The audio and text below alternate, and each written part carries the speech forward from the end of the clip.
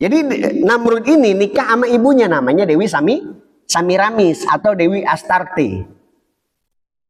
Jadi Namrud nikah sama ibunya.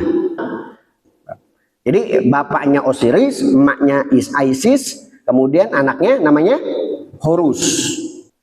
Ada ayat Qul huwallahu ahad, Allah itu satu. Allahus somad. Tempat meminta, bukan mereka dewa-dewa yang jadi tempat meminta. Intinya begitu, Pak. Allah ngasih tahu kepada kita. Lam yalid walam yulad, tidak beranak dan tidak peranakan, tidak ada Tuhan Bapa, tidak ada Tuhan Emak. Begitu ceritanya. Makanya matahari setiap bulan Desember itu, bila masuk bulan Desember itu dia menuju penghujung hidupnya.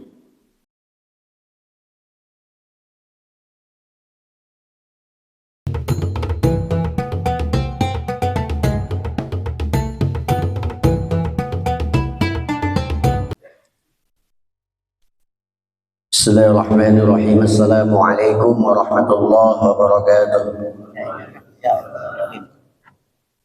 Alhamdulillahilladzi al-alim al-khabir alladzi yushil laila an-nahara yaqbu haditha wasyamsa wal qamara wan nujumu musakhkharatin bi amrihi ala lahul khalqu wal amru tabarakallahu rabbul alamin.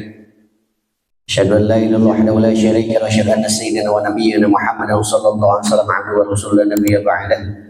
اللهم صل على سيدنا محمد كريم الآب والأمهات ويا الحال أوصيك ونفسي المسلمة بتقوى الله فقد فاز المتقون تقوى إلى العالم فإنه حزن وحرص في الدنيا والمرجع فيها غنى الدارين فاستمسك بها فالزم تنال ما تشتهي وتدعي.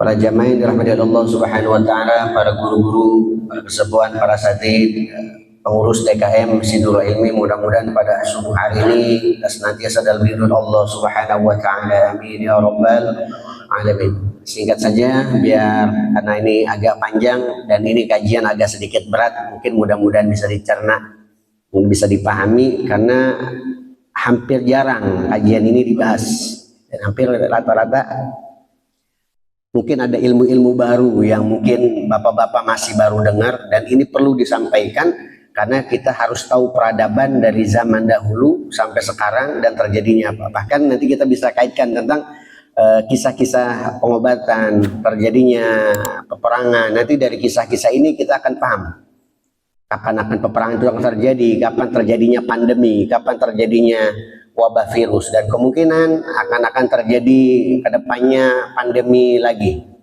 Nah, jadi insya Allah mudah-mudahan kita semua dijaga oleh Allah Subhanahu Wa Taala.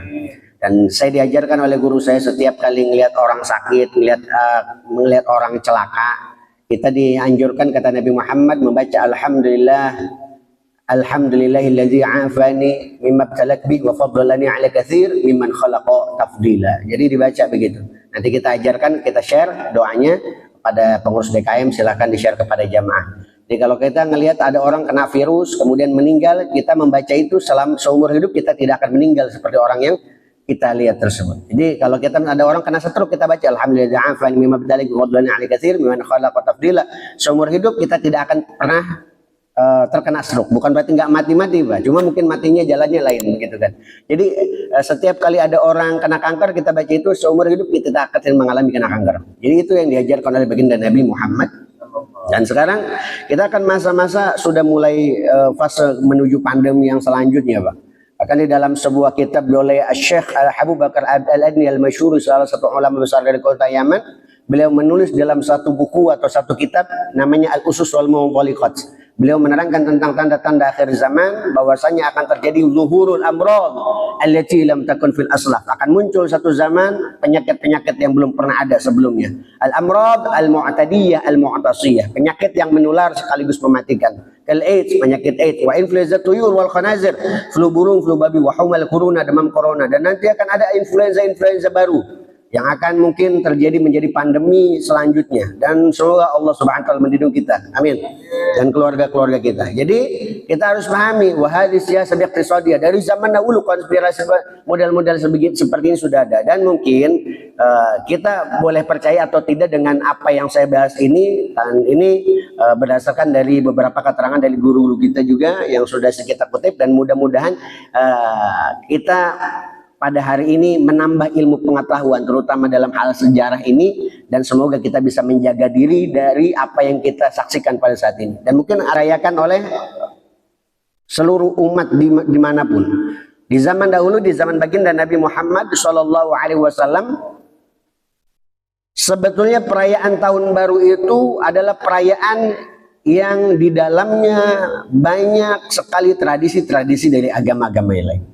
Contohnya di zaman dahulu ketika Rasulullah meminta tentang cara mengajak orang ketika waktu sholat itu dengan seruan sebelum dengan azan, ada sahabat mengajukan, ya Rasulullah, kalau waktunya sholat sudah datang, bagaimana kalau dengan lonceng? Apa jawab Rasul?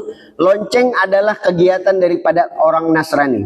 Saya tidak mau, gitu kan? Ditolak sama Rasulullah dan dilarang oleh Rasulullah SAW. Kemudian yang kedua, ada sahabat mengajukan bagaimana kalau dengan trompet. Trompetilah azan merupakan tanda waktu masuknya sholat. 3 hal tersebut dilarang oleh Rasulullah dan 3 hal tersebut ada pada tahun baru Masehi. Coba kita lihat Pak. Pada saat jam 12 itu 1, 2, 3 bunyi lonceng. Teng, teng. Nah, itu 1. Bukan dari ajaran kita. Yang kedua, kan tahun baru itu secara langsung kita membantah syariat yang diajarkan oleh baginda Nabi Muhammad SAW. Sebelum kita membahas hal yang lebih dalam lagi tentang tahun baru Masehi, kita jauh pada tahun 3700 sebelum Masehi. Nah, ini udah masa-masa jauh di zaman-zaman sebelum Nabi Ibrahim alaihissalam. Jadi ada nama 3 dewa Mesir, Pak. Nah, ini 3 dewa Mesir ini namanya, 1 Osiris, mungkin Bapak belum pernah dengar ya, tapi ini kisah-kisah khurafat yang diyakini oleh bangsa Mesir kuno sehingga mereka dijadikan dewa ataupun dijadikan Tuhan di masa itu. Makanya nanti kita akan sambung dengan ayat Qul huwallahu ahad. Nanti kita akan paham. Kemudian ada Dewi Isis. Dewi Isis ini adalah istri daripada Dewa Osiris. Kemudian punya anak namanya Dewa Horus. Jadi bapaknya Osiris, emaknya Isis, kemudian anaknya namanya Horus. Ini masa-masa di zaman-zaman Fir'aun di awal-awal mula Fir'aun sebelumnya. Ya. Kemudian Dewa Osiris ingatnya ke siapa Pak? Nah, nanti kita bahas ya. Ini panjang sebetulnya ya. Kita singkat saja Pak.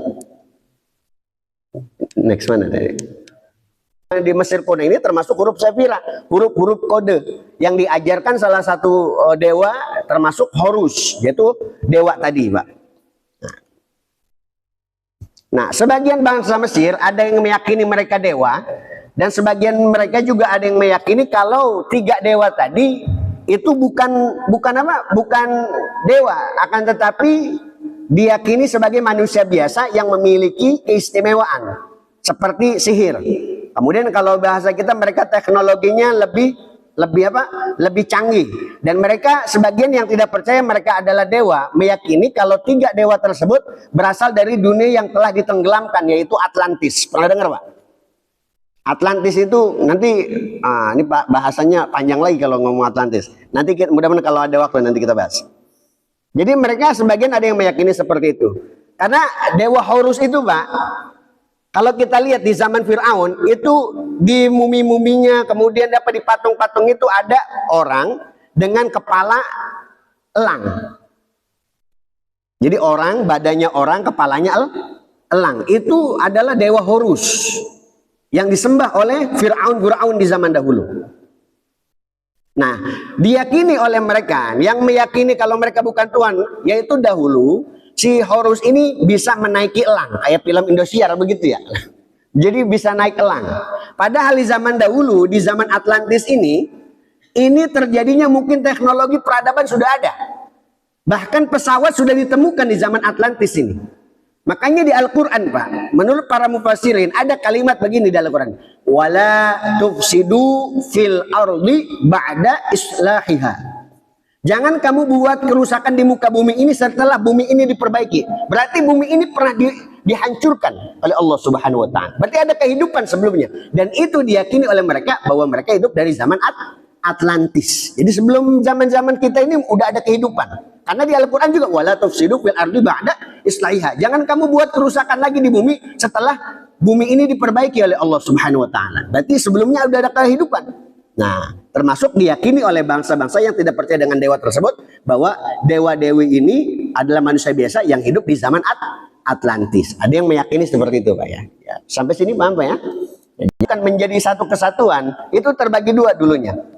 Jadi di kawasan hilir itu ada empat Firaun, kemudian di kawasan hulu ada 5 Firaun. Nah, disatukan ya. Jadi pada masa tersebut 4 dan Firaun tersebut adalah yang mensatukan adalah Raja Teb, kemudian Firaun Menes, kemudian Firaun Tutmosis. Dan Firaun Tutmosis ini adalah Firaun kemudian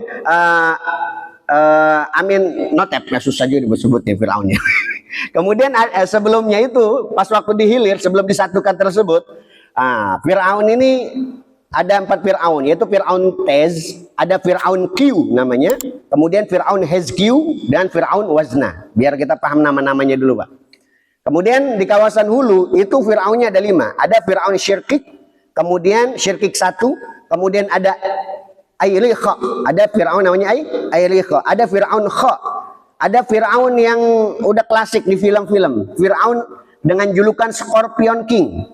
Yang dulu kalau ada film ada aktor namanya Dwayne Johnson. Itu kalau ada kita lihat pernah film The Rock itu Bu, Pak. Film The Rock kemudian di piramida. Nah, salah satunya itu. Nah, itu Firaun yang di zaman dahulu. Sekarang udah banyak tuh film-film. Bahkan sekarang ada difilmkan tentang tuhan-tuhan bangsa Mesir, The Egyptian of God.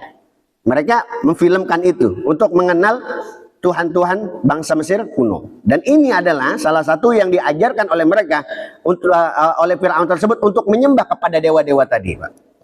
Kemudian ada Firaun Narma. Jadi kemudian setelah dibentuk tersebut, Firaun yang pertama kali menyatukan Mesir tersebut, salah satunya Firaun pertamanya adalah Firaun Menes. Dan bahkan ada satu riwayat mengatakan Firaun Menes ini adalah Firaun Narma, begitu, Pak. Kemudian Firaun menyatukan, dan salah satunya dewa-dewa tadi mengajarkan kepada Firaun ini tentang ilmu geometri sakral atau ilmu tentang pemetaan alam semesta. Nanti kalau kita belajar tentang ilmu-ilmu astronomi, astrologi, itu akan nyambung Pak. Bahkan di Al-Quran itu Pak, kalau kita lihat mungkin ayat sholat masih bisa dihitung jari, ayat zakat masih bisa dihitung jari. Dan banyak sekali surat-surat, ayat-ayat menerangkan tentang alam semesta. Contoh, surat An-Najm tentang perbintangan, Pak. Kenapa ada surat An-Najm? Ada surat dengan bintang. Nanti kita akan bahas, Pak, sedikit lagi. Kemudian kenapa di Yasin itu wasyamsu tajril mustaqarril laha dzalika taqdirul azizil alim, itu kan tentang pergerakan bumi, dan salah satunya dewa-dewa tadi mengajarkan kepada Firaun ini tentang pemetaan alam semesta, pergerakan bintang-bintang dan seterusnya. Kemudian 3 dewa ini muncul. Ada dewa yang dianggap paling besar sebelum 3 dewa ini. Namanya Dewa Ra. Dewa Ra ini dewa matahari, Pak. Jadi mereka menganggap Dewa Ra ini adalah dewa matahari. Jadi Dewa Ra ini kawin dengan Dewa Nut namanya. Kayak ini ya, kayak kacang nut gitu. Dewa Ra nikah sama Dewi Nut. Kemudian Dewi Nut ini berselingkuh, Pak. Di zaman dulu dewa-dewa pada selingkuh. Jadi ini kisah-kisah khurafat Mesir kuno ya, yang diyakini oleh mereka. Nanti kita akan bahas siapa penulis. Kemudian si Dewi Nut ini selingkuh sama Dewa Geb namanya. Jadi karena si Dewi Nut ini selingkuh sama Dewa Geb, nih si Dewa Ra ini, dewa matahari ini marah.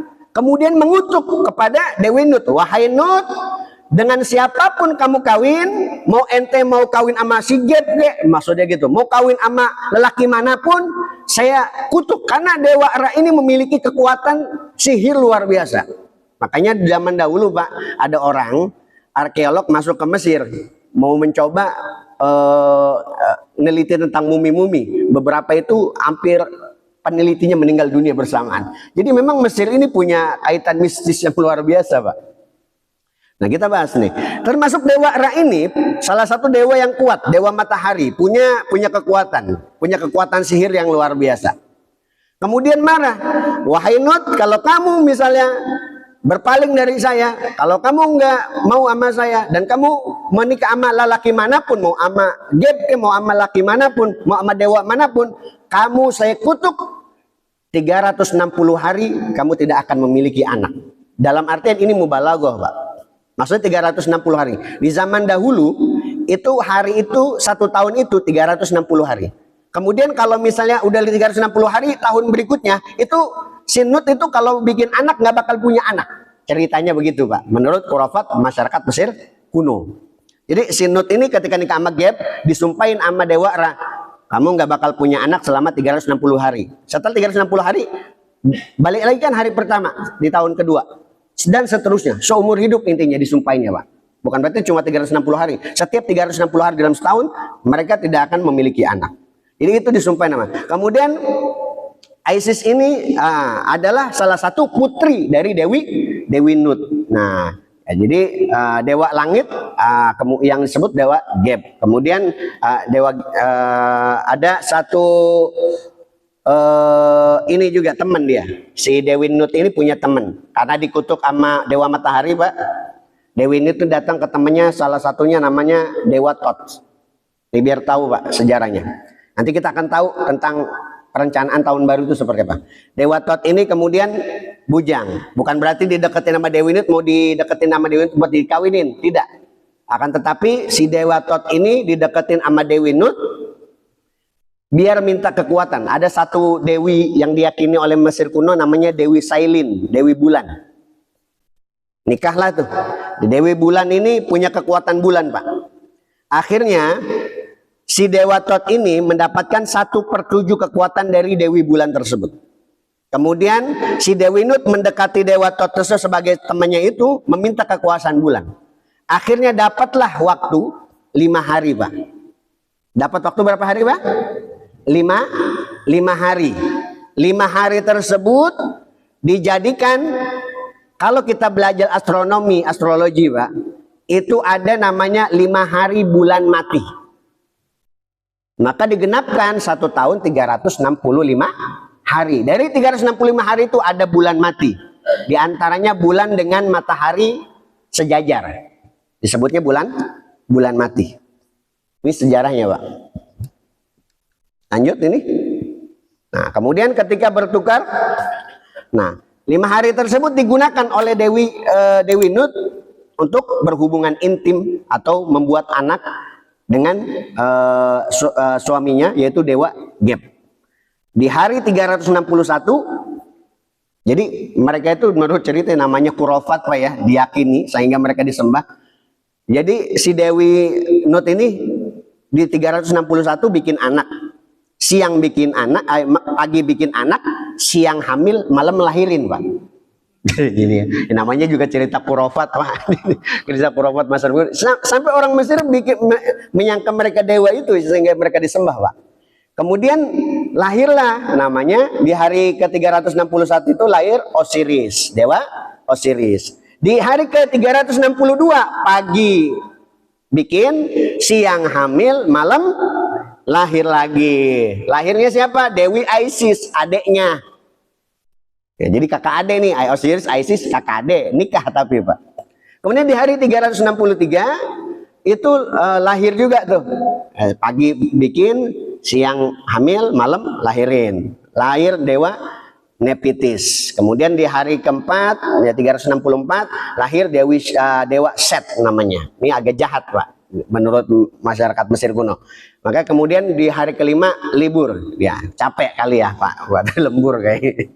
Jadi libur, hari kelima tuh libur dia, nggak bikin. Kemudian Dewi Isis ini salah satunya diyakini dewi yang cantik oleh mereka bangsa Mesir kuno. Ini sebagaimana dikutip di satu buku oleh Dr. Ahmad Najjar, salah satu bukunya The Ancient Myths of Egyptian God.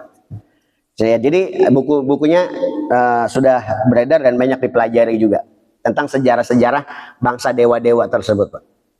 Kemudian Dewi Isis ini tiba-tiba jalan-jalan, Pak, jalan-jalan ketemu dewa matahari tadi, dewa Ra tersebut. Kemudian kalau bahasa kita apa, Pak? Ngelabrak ya, ngelabrak.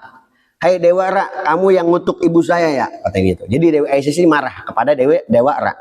Kemudian Dewi Isis ini ngeluarin sihirnya, mengeluarkan ular kobra. Nah, sesakti-saktinya tuh Dewa Ra, namanya cerita apa ya, orang yang diyakini itu dipatok tuh si Dewa Ra tersebut oleh ular kobra, udah menggigil gitu, lemah lah, dipatok dengan sihirnya si Dewi Isis ini. Setelah itu, setelah dia mengeluarkan sihir ular, si Dewi Isis ini nawarin bantuan pula. Saya sudah ngasih kamu patokan ular, dan saya yang cuma punya penawarnya. Lalu bagaimana caranya? Cuma satu. Kalau kamu beritahu nama kamu yang sebenarnya, ngebisikin ke saya akan bebaskan kamu dari derita ular tersebut.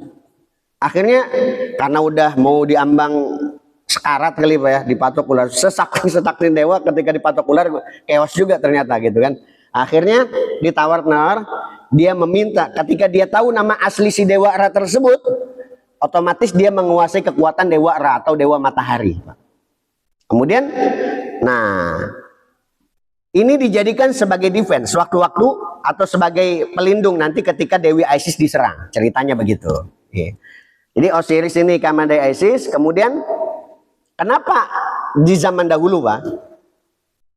Di zaman ini lagi-lagi Namrud ketika si Dewi Astarte ini ditinggal mati oleh suaminya.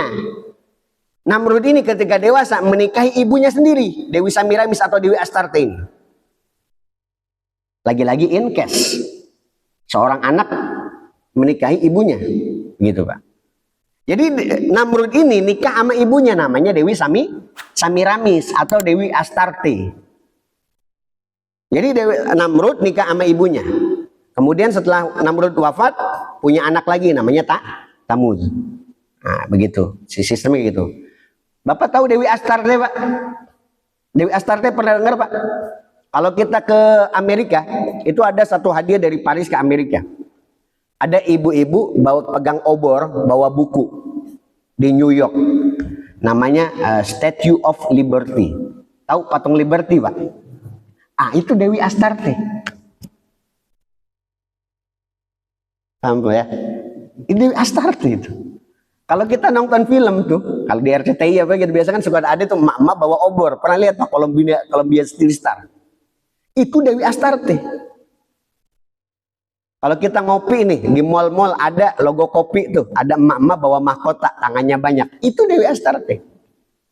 Yang sekarang lagi diboikot kopinya, Pak. Nggak usah disebut, Pak. Ini lagi live.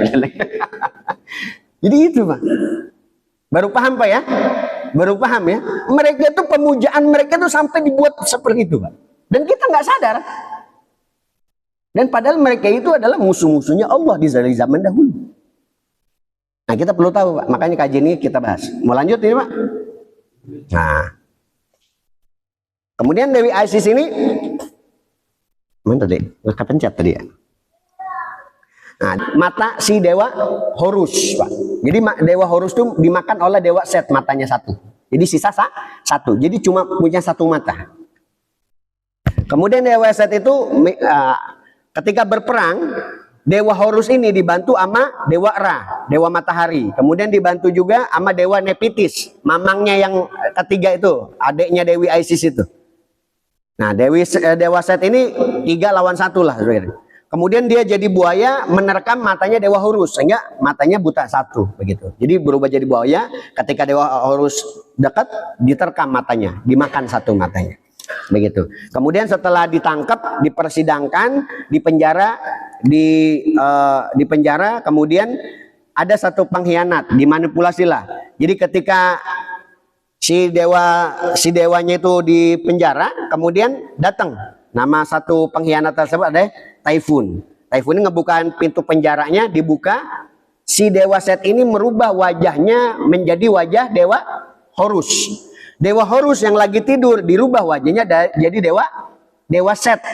Kemudian dilaporin, itu Dewa Set tiduran di ini, yang di penjara itu sebetulnya Dewa Horus. Akhirnya dimanipulasi. Kemudian Dewa Horus tersebut mati, dihukum dengan kondisi wajah Dewa Set tersebut. Musuhnya itu yang nerekam tadi. Dengan kondisi wajah Dewa Set, dia dihukum. Hukumannya apa Pak? dibunuh dengan pakai disalib. Jadi dewa Horus disalib, Pak. Lanjut ini, Pak. Nah, jadi ketika berakhir di tiang salib, nah salah satunya itu Horus itu tinggal pada hidup pada tahun 3000 sebelum Masehi. Mirip-mirip lah seperti Namrud di 3000 sebelum Masehi. Kemudian keluarganya itu hidup di 3700 sebelum Masehi. Jadi ada nama-nama dewa, Pak, yang perlu kita ketahui. Itulah kenapa ada ayat Qul huwallahu ahad. Allah itu satu. Allahus somad. Tempat meminta. Bukan mereka dewa-dewa yang jadi tempat meminta. Intinya begitu, Pak. Allah ngasih tahu kepada kita. Lam yalid walam yulad. Tidak beranak dan tidak peranakan. Tidak ada Tuhan Bapa, tidak ada Tuhan Emak. Begitu ceritanya. Menurut keterangan para ulama. Makanya ada kita belajar nama-nama dewa. Nah, ini ada nama dewa pada tahun 1900 sebelum Masehi. Ada nama dewa yang disegani di dalam Parsi kuno. Orang-orang Persia, Parsi kuno. Itu namanya Dewa Mitra. Kemudian Dewa Mitra juga kita bahas tadi 3 dewa tersebut namanya siapa, Pak? Isis, Osiris, Horus. Jumlahnya berapa, Pak? 3. Ini disebut Trinity pertama. Paham Trinity, Pak? Kemudian Dewa Mitra juga Trinity. 3 juga, 3 serangkai. Kemudian ini diyakini oleh agama Zoroastra. Nah, Zoroaster, ada agama Zoroaster. Kemudian Dewa Mitra ini disembah juga karena memang sejaman dengan dewa-dewa yang lain juga. Salah satunya Dewa Atres. Ini juga sama, Trinity juga, menurut riwayat. Kemudian pada tahun pada tahun 1900 sebelum Masehi lahir di India. Di India itu ada nama Dewa Krishna. Pernah dengar Pak Krishna, Pak? Hah? Krishna pernah dengar, Pak? Dewa Krishna? Itu juga sama, Trinity, Pak. Dewa Krishna, Dewa Siva dengan Brahma kalau nggak salah. Trinity juga. Kalau di ada Tuhan di Jesus itu kan juga Trinity juga masuknya. Jadi awal mula Trinity itu banyak, bukan hanya di satu agama, Pak. Jadi di beberapa keyakinan yang lain ada Trinity. Makanya Allah menegaskan sekali lagi Qul huwallahu ahad. Tuhan itu satu. Itu Allah. Begitu. Jadi awal mula kita dikenalkan itu, Pak. Kemudian ada juga nama dewa namanya Dionysus. Dia itu 500 sebelum Masehi. Kemudian ada Dewa Bakus, kemudian Dewa Yunani Adonis, kemudian Shakyamuni, Dewa Buddha dari India, itu juga Trinity juga. Kemudian Dewa Salivana, Oden, kemudian ada dari Skavandia itu kan. Kemudian dari Jepang juga ada, dari Afghanistan juga ada Dewa Bali, kemudian Foxy dari Cina, kemudian Oxion dari Roma, kemudian banyak dewa-dewa yang diyakini. Dan mereka hampir rata-rata Trinity. Tidak semua, tapi hampir rata-rata 3 serangkai. Kayak seperti Horus, Osiris dengan Isis. Begitu. Jadi kita biar tahu, Pak, sejarahnya. Bagaimana itu bisa diyakini. Kemudian ada poin pertama, Pak. Di antara semua dewa-dewa yang saya sebutkan tadi, Pak, itu ada persamaan. Pertama, semua manusia memandang mereka sebagai Tuhan. Jadi mereka menganggap dewa-dewa tadi sebagai Tuhan. Krishna pun di India itu dianggap sebagai Tuhan. Kemudian Mitra dianggap sebagai Tuhan. Horus dianggap sebagai Tuhan. Osiris dianggap sebagai Tuhan. Termasuk Yesus pun dianggap sebagai Tuhan. Begitu. Jadi saya tidak, ini cuma sekadar kajian, tidak menyinggung kemanapun. Ini sebagai pengetahuan saja. Semua dianggap sebagai Tuhan. Poin pertama, mereka semua dewa-dewa tadi dianggap sebagai Tuhan. Kemudian yang kedua, mereka itu dianggap sebagai manusia. Yang kedua, mereka memiliki kelahiran yang sama. Jadi bintang ke arah timur. Pada saat bintang menuju ke arah timur. Ya, jadi Dewa Horus lahir pada saat bintang ke arah timur. Yesus pun bintang ke arah timur. Krishna pun sama, Dionysus pun sama, bintang ke arah timur. Jadi kelahiran mereka sama. Sampai sini paham Pak? Kemudian ketiga poin mereka, dewa-dewa tadi. Nah, mereka lahir rata-rata pada tanggal 25 Desember. Paham Pak? Namrud 25 Desember. Yesus 25 Desember. Kemudian Horus 25 Desember. Rata-rata mereka memiliki kelahiran 25. Dionysus 25 Desember. Semua sampai Yesus Christ itu 25 Desember. Sampai sini paham Pak? Ya, sebelum kita bahas tahun baru. Kemudian keempat, mereka lahir dari perempuan perawan. Seperti halnya Isis, nah, itu punya gelar namanya Mary. Nama lainnya adalah Mary atau Maria. Yesus pun punya ibu namanya Maria. Kalau dalam bahasa Arab namanya Maryam. Kemudian ada Krishna, itu punya ibu namanya Devaki. Kemudian ada Bakus, Demeta. Dan semua itu perempuan tersebut, dan mereka semua dewa-dewa tersebut lahir dari perempuan perawan. Kemudian yang kelima, mereka semua tewas dibunuh dan sebagian tewas dalam keadaan disalib. Sampai sini paham Pak ya? Nah ini. Kemudian keenam, mereka itu tewas 2-3 hari. Kemudian dihidupkan kembali. Ini nanti kita bahas nih, kenapa 2-3 hari. Kalau di agama kita, Nabi Isa itu diangkat. Di agama yang lain, Nabi Isa itu dibunuh, kemudian 2-3 hari lagi sampai 2-3 hari bangkit. Ya gitulah, 2-3 hari dibangkitkan, begitu ceritanya. Kemudian yang ketujuh itu mereka memiliki bintang yang muncul menyertai hari kelahiran mereka, dan ada 3 bintang yang menyertai setiap hari kelahiran mereka. Namanya disebut Three Kingdom. Nah, kita belajar astronomi, disebutnya 3 bintang tersebut disebutnya Three Kingdom. Jadi ada 3 bintang. Jadi setiap mereka lahir ada ciri 3 bintang tersebut, Pak. Nanti kita bahas 3 bintang itu apa. Mudah-mudahan waktunya masih cukup ini waktunya. Nah, sampai dulu Nabi Isa itu ketika mau dilahirkan, itu ada penganut agamanya Majusi, penyembah api. Jadi namanya Raja Kasto, kemudian Melkido, kemudian Baltaso. Mereka ahli astronomi dan astrologi. Mereka menyatakan kepada satu raja namanya Raja Herodes. Raja Herodes akan ada seorang nabi yang akan menyerang kerajaan kamu. Namanya siapa? Nah, nabi tersebut diantaranya kelahiran Nabi Isa alaihis salam atau Jesus Christ, begitu. Jadi pada saat itu cirinya kelahirannya ngelihat dari bintang Pak. Dari bintang tersebut. Di Al-Quran juga ada. Tuh, apa ini? Bom ini. Nah. Ini Pak, hampir rata-rata nih Pak. Kita lihat. Ini bentuk nama dewa-dewa Mesir.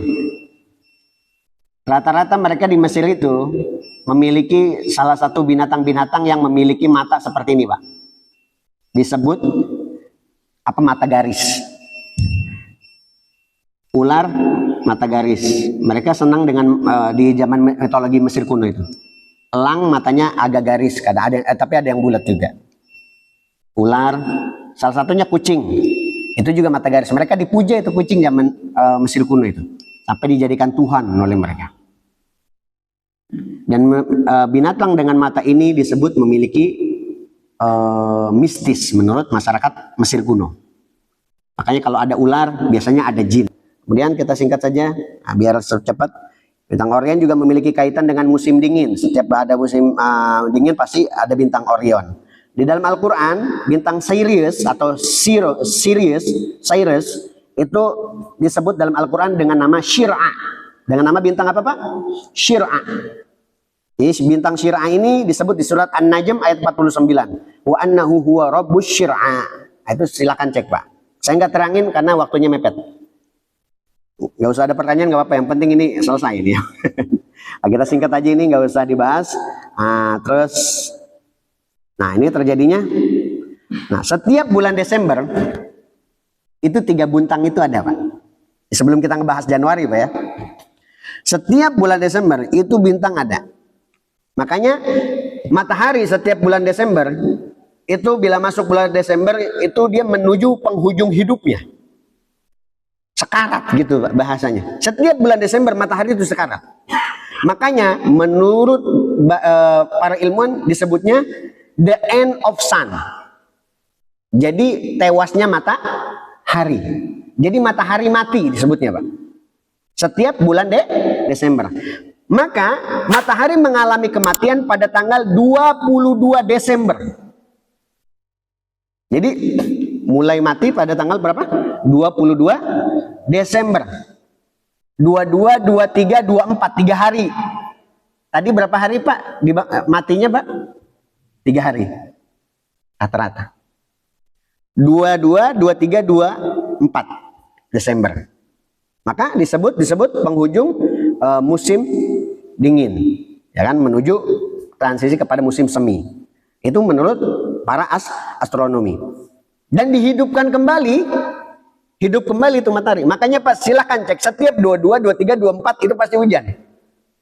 Karena matahari condong dari utara ke selatan, biasanya begitu. Kemarin pesawat Jeju Air itu jatuhnya tanggal itu ya, Pak, ya? Kalau nggak salah ya. Kecelakaan pesawat juga sebagiannya. Jadi kita biar tahu, Pak. Ini penting karena Quran mengajarkan itu juga. Lanjut ini, Pak, masih ada waktu. Nanggung ya, nggak apa-apa ya. Ya. Jadi pada tanggal 25 itu dibangkitkan kembali. Jadi matahari hidup lagi. Nah, biasanya setelah hidup, kalau bahasa kita matahari lahir balik gitu, lahir lagi. Setelah mati lahir lagi. Makanya 22, 23, 4 Desember itu matahari redup. Dan biasanya cuaca itu masa-masa masih dingin. Banyak bencana, tsunami tanggal 26. Karena memang mataharinya belum pulih, Pak. Jadi alam ini banyak terjadinya gempa itu di penghujung Desember. Rata-rata musibah. Nah, biar kita paham ilmu-ilmu seperti ini dan diajarkan oleh Quran. Gitu. Nah, jadi 25 Desember matahari lahir kembali. Biasanya kalau ada anak lahiran, hampir semua agama itu perayaannya, kalau kita tasmiyah ya di Islam ya, biasanya disunahkan hari keberapa, Pak? Ke-7. Di beberapa agama yang lain juga di hari ke-7. Kita hitung, Pak. 26, 27, 28, 29, 30, 31, tanggal 1. Disebutnya New Year's. Tahun baru. Berarti kita nyambut siapa, Pak? Menyambut dewa-dewa tadi, Pak. Yang saya sebutkan tadi. Sampai sini paham, Pak? Ini tradisi yang kita lakukan setiap tahun baru. Berarti ketika kita mengajarkan hal tersebut, kalau ngucapin tanggal 25 Desember, sama aja mengucapkan terhadap hari kelahiran mereka. Dan saya bersikuku, nah, boleh nggak mengucapkannya? Tetap tidak boleh, Pak. Nah, jadi begitu, Pak ya. Ini Januari dari Dewa Janus. Nah, sehingga nama-nama itu Januari dari Dewa Janus. Dewa muka dua, hitam putih depan belakang. Februari bulan suci Februari. Kita singkat. Kemudian Dewa Mars itu bulan Maret, Dewa peperangan. Bulan April ada yang April, musim semi. Ada yang menyatakan Dewi Aprodit atau Dewi kecantikan. Kemudian Dewi Maya, Julius Caesar, Kaisar Augustus, Septa, Octavianus, Prodesta, semua diambil dari nama dewa Dewi Yunani kuno. Dan kemudian ini dijadikan nama-nama. Kadang-kadang kita punya anak lahir bulan Januari dikasih nama Januar, begitu, Pak ya. Nah, ini ternyata nama dewa, Pak. Gitu. Gitu. Kemudian yang paling Arab bulan Agustus ya, biasanya banyak tuh ya. Oh, Agus ya, Desember Desi biasanya begitu, September Septian begitu kan. Oktober Okta begitu ya. Ya, kalau kita udah tahu janganlah mengasih nama ini apa ya. Sunahkan nama-nama yang Islam. Kita udah tersingkat. Nah, ini penciptanya terakhir, Pak. Sebelum kita tutup. Pencipta kalender Masehi itu yang bernama jadi dahulu, Pak, mana ini? Bulan itu cuma ada 10 bulan. Jadi bukan 12. Berapa bulan, Pak? 10 bulan, bukan 12. Jadi bulan pertama itu dalam sistem bulan Masehi itu digunakan secara umum, yaitu yang sekarang kita itu namanya kalender Gregorian. Jadi kalender Gregorian ini adalah kalender yang sekarang kita gunakan ya sampai, nah itu sejarahnya ini, Pak. Nah, kalau kita bahas lagi agak lama. Nah, dulu dikutip oleh Dionysius Exiguus sekitar pada tanggal 6 Masehi, beliau pencipta kalender Masehi. Jadi astronom ulang. Jadi dahulu namanya bulannya ini nih, Pak. Nama bulan-bulannya di sini nih. Nih, sebagai penutup. Ada nama Martius, Aprilius, Mausius, nah, us semua nih. Leonius, ya, Quintilius, Sextilis, September, Oktober, November, Desember. Januari, Februari nggak ada dulu. Akhirnya ditambahin lah 2 bulan tersebut. Kemudian untuk menghargai Kaisar Agustus disebutnya bulan Sextilis itu diganti sebagai Agustus. Nah, sebagai penghargaan kepada Kaisar Agustus. Jadi memang sejarahnya begini, Pak. Suka tidak suka, memang beginilah sejarahnya. Nah, sebetulnya ini juga harus dibahas, tapi cuma memang karena waktunya susah. Nah, ini nggak cukup sebentar. Nah, mudah-mudahan kita sudah paham dari sekian banyak itu, Pak. Mereka kayak seperti 3 bintang tadi, Pak. 3 bintang tadi. 3 bintang tadi ada namanya Virgo. Virgo itu apa, Pak? Pernah lihat nggak zodiak Virgo, Pak? Zodiak Virgo, pernah dengar, Pak? Itu ada perempuan perawan. Perempuan apa, Pak? Perawan. Jadi perempuan perawan. Dan itu sebagai simbol, mereka dewa-dewa itu dilahirkan dari perempuan perawan. Dan itu bintang itu muncul pada bulan itu salah satunya. Dia bintang pengikut 3 tadi yang disebut Trinity tersebut. Kemudian pada tanggal 23 mereka dulu diyakini sebagai orang soleh. Kemudian mereka dipuja sampai dituhan-tuhankan, sampai mereka disembah. Di zaman dahulu pun, sebelum saya tutup, Pak, pada masa Amr bin Luhai, Ka'bah itu kan ada berapa berhala? Hampir 360 berhala, Pak. Ada riwayat, ada yang menyatakan riwayat 600 berhala. Salah satunya Hubal. Hubal itu diyakini orang soleh dulu, dijadikan patung, disembah. Diutus Nabi Muhammad. Di zaman Mesir kuno, ketika Firaun menyembah dewa-dewa tadi, dewa Horus, Osiris, Isis. Firaun menyembah tersebut, akhirnya karena diyakini sebagai orang yang sakti. Kalau bahasa kita mah ada orang nih, punya karomah, disembah. Nggak boleh, Pak. Tetap kita menyembah kepada Allah. Sampai sini paham, Pak? Jadi jangan sampai gadakan tauhid kita menjauh dari Allah Subhanahu wa ta'ala. Sekalipun hebat. Wa tamshi 'ala riyah, sampai bisa terbang pun jangan kagum. Semua adalah dari Allah. Cuma kalau memang kita ini boleh nggak Ustadz kalau ziarah? Boleh. Cuma sangat disayangkan, Pak. Kita ziarah boleh. Yad'uhu wa la yad'u lahu. Yad'u lahu wa la yad'uhu. Kadang-kadang berapa banyak ini perlu saya sampaikan juga, Pak. Kalau saya ziarah kadang-kadang ke makam Sultan Hasanuddin, ada aja tuh yang kayak nyembah-nyembah begitu, Pak. Sampai sini paham, Pak? Ketika datang ke makam para wali, ada yang ngambil tanah kemudian biar usahanya lancar, ada yang begitu, Pak. Apa bedanya kita dengan Fir'aun di zaman dahulu? Kalau begitu, kita ziarah silahkan, tapi jangan lakukan itu. Kalaupun mereka para wali-wali hidup, mereka pasti marah. Disembah seperti itu. Nah, dewa-dewa kayak gitu juga sama. Di kita di Indonesia banyak juga dewa-dewa. Ada dewa 19 juga ada itu ya. Jadi intinya begitu, Pak ya. Ya, tetap jangan gadaikan tauhid kita. Jangan pernah kita berpaling dari Allah Subhanahu wa ta'ala. Jadi inti kajian itu jangan pernah berpaling dari Allah, bahkan sampai kita mengikuti ajaran-ajaran yang menyesatkan. Nanti kalau kesananya sampai banyak yang mungkin nggak kita ketahui adat istiadatnya sampai sekarang. Mungkin kalau ada kesempatan nanti kita akan bahas.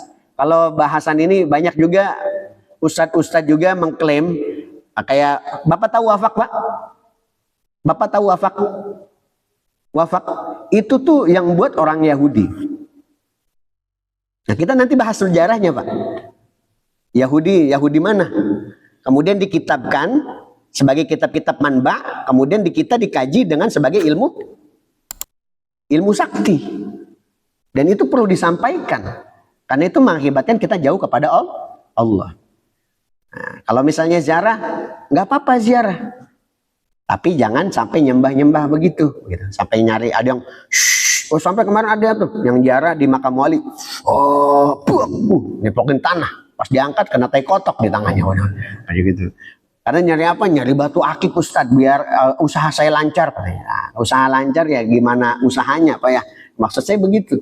Semua pasrahkan kepada Allah, kembali lagi kepada jalur Allah. Jangan sampai kita ini karena minimnya pengetahuan sehingga jauh dari Allah Subhanahu wa Ta'ala. Jadi segitu saja Pak. Jadi intinya kita semua, saya terlahir dari kalangan NU, tapi saya diajarkan dari keluarga saya dari dulu.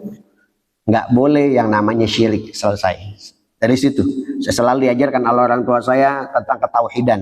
Dari dulu saya diajarkan oleh almarhum ayah saya tentang keyakinan kepada Allah. Mau sesusah apapun yakinnya sama Allah, jangan sama manusia. Kadang contoh kita datang ke kiai, kiai doain saya biar apa? Biar saya usahanya lancar. Giliran kita kagak pernah ngedoa begitu. Jadi kita minta didoain, tapi kita nggak pernah ngedoa langsung sama Allah. Justru malah Allah tuh seneng kalau kita ngedoa sendiri. Silahkan minta doa kiai, tapi jangan lupa kalau minta doa ke kiainya satu, ngedoanya 10 kita sendiri. Begitu. Itu baru kiai sebagai orang soleh, sebagai penghantar doa kita. Begitu Pak, keberkahan orang soleh penghantar doa kita. Bukan berarti kita meyakini orang soleh lah yang mengabulkan itu, tidak apa ya. Jadi intinya sama kayak di zaman Nabi Nuh, dulu ada orang soleh dijadikan patung disembah. Di zaman Nabi Muhammad pun patung-patung berhala-berhala dulu diyakini orang soleh yang punya kesaktian, kemudian disembah. Begitu Pak. Sehingga Nabi Muhammad diutus, Nabi Musa diutus kepada Fir'aun. Begitu. Jadi qul huwallahu ahad, Allahus samad, lam yalid walam yulad walam yakul lahu kufuwan ahad. Allah itu tidak beranak dan tidak diperanakan. Allahus samad, diterang itu. Allah lah tempat meminta, bukan siapa lagi, bukan yang lain. Kalau kita minta duit sama bapak, nggak apa-apa itu Pak, itu meminta yang manusia masih bisa. Tapi meminta sesuatu yang tidak bisa dilakukan manusia, harus mintanya kepada Allah. Lewat dari itu jatuhnya syirik. Syirik dari lahir sampai meninggal dunia dilakukan, ibadahnya tidak diterima oleh Allah Subhanahu wa Ta'ala. Nauzubillahi min dzalik. Nah, mungkin cukup sekian. Kalau ada kata-kata yang salah ataupun kesimpulan yang salah, ini hanyalah pengetahuan. Silahkan percaya ataupun tidak. Ini adalah kisah-kisah khurafat bangsa Mesir kuno yang perlu kita ketahui bahwa itu adalah salah satu beberapa tokoh-tokohnya banyak yang menjadi salah satu dewa-dewanya menjadi musuh Islam. Kemudian tokoh-tokohnya seperti Namrud musuh-musuh agama Islam. Yang mudah-mudahan kita semua dapat pengetahuan. Ada pertanyaan nggak? Buka pertanyaan satu. Ada yang mau nanya? Silakan Pak, kalau ada. Kalau enggak, satu aja. Apa yang dijelaskan oleh